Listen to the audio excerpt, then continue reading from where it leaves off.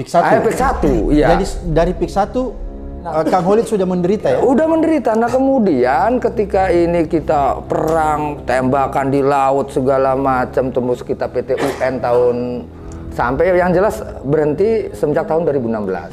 2016 gugatan alhamdulillah menang. Itu menangnya juga karena pergantian gubernur DKI Jakarta Pak Anies dari Ahok ke Anies gitu. Nah, udah selesai di situ kan agak tenang tuh, saya bisa nangkep ikan lagi, saya bisa bercocok tanam lagi. Kemudian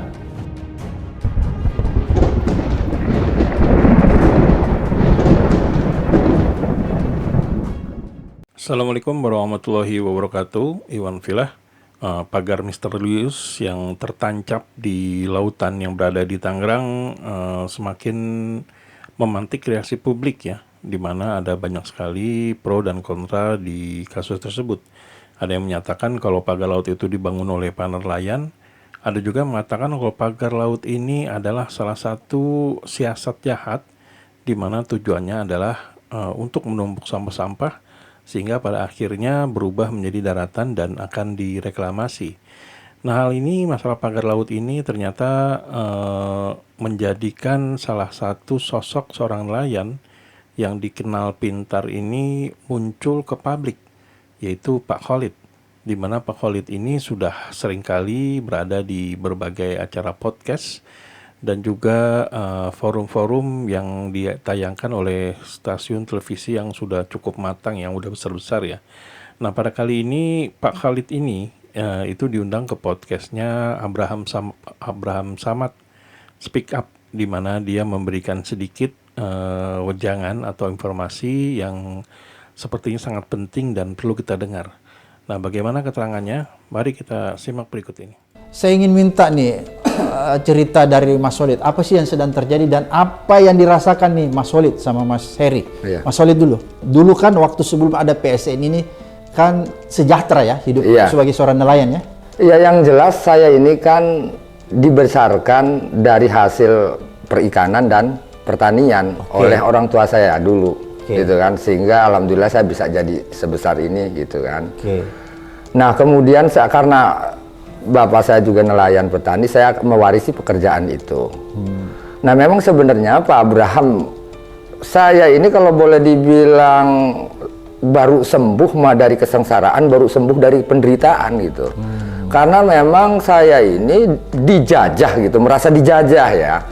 Dijajah itu semenjak tahun 2004, yaitu kasus tentang penambangan pasir laut. Penambangan pasir laut itu wilayah pesisir Banten yang materialnya dibawa ke reklamasi Teluk Jakarta, dan itu PIK 1. PIK 1, iya. Jadi dari PIK 1 Kang Holid sudah menderita ya? Udah menderita. Nah kemudian ketika ini kita perang, tembakan di laut segala macam, tembus kita PT UN tahun sampai yang jelas berhenti semenjak tahun 2016. 2016 gugatan alhamdulillah menang. Itu menangnya juga karena pergantian gubernur DKI Jakarta Pak Anies dari Ahok ke Anies gitu. Nah, udah selesai di situ kan agak tenang tuh, saya bisa nangkep ikan lagi, saya bisa bercocok tanam lagi. Kemudian saya melihat ada kejadian yang ini buat saya bertanya-tanya, kok uang lingkup saya mencari ikan kok dibatasi. Jadi ketika saya mau ngejaring ke wilayah Tangerang, di Tangerang banyak pagar tuh ceritanya. Pagar yang dilakukan oleh PSN ya? Iya jelas itu mah. Jadi kalau ngelihat bangunan pagar itu tidak mungkin dilakukan oleh orang yang nggak punya duit. Kan selama ini dikembangkan isu bahwa itu katanya warga lokal yang bangun. Nggak mungkin ya? Nggak mungkin. Kalau saya bilang itu, jika ada orang yang percaya bahwa itu dilakukan oleh swadaya masyarakat atau lokal, saya pikir harus dibawa ke psikiater. Jadi itu pasti bohong ya? Pasti bohong. Karena itu membutuhkan biaya besar ya? Iya. Ya? Bahkan Jadul kamu, itu pagar lautnya panjang nggak? Itu sepanjang hampir 30 km lebih. Wong dari Karangserang sampai ke Kerunjo. Nah, jadi nggak mungkin rakyat yang... Nggak mungkin. Nah, dari kejadian di laut, di daratnya juga ada persoalan.